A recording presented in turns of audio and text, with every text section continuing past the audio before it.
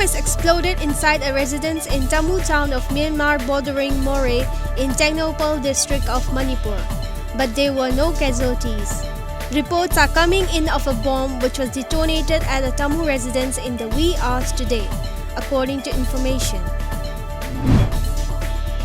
In condemnation of frequent incidents of looting and extortion from passenger vehicles by armed miscreants in Nungba area along National Highway 37, the Ziri Imakaitel Chokhat Thorang Loop, Ziribam has called for a 24-hour general strike in Ziribam district beginning this midnight.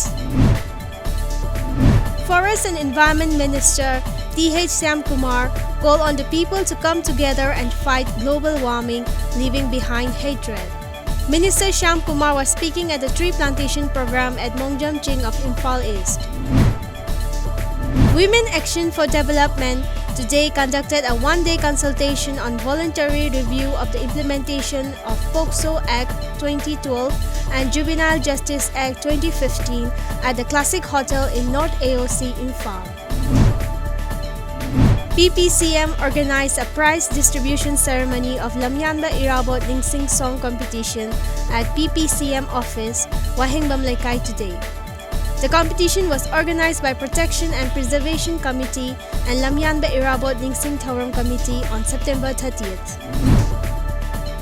An unidentified man was found dead this morning at Lai Lerak of Lairan Kabi. No further details are reported in connection to this. South Korean DJ Soda will perform this evening at HVS Ground Patsoy. DJ Soda is massively popular on social media with more than 2.7 million followers on Instagram and over 5.4 million followers in Facebook. Temporary Mau Market is open today at Naramthong, Imphal. Many people visited today's Mau Market to buy their favorite vegetables, fruits and flower saplings.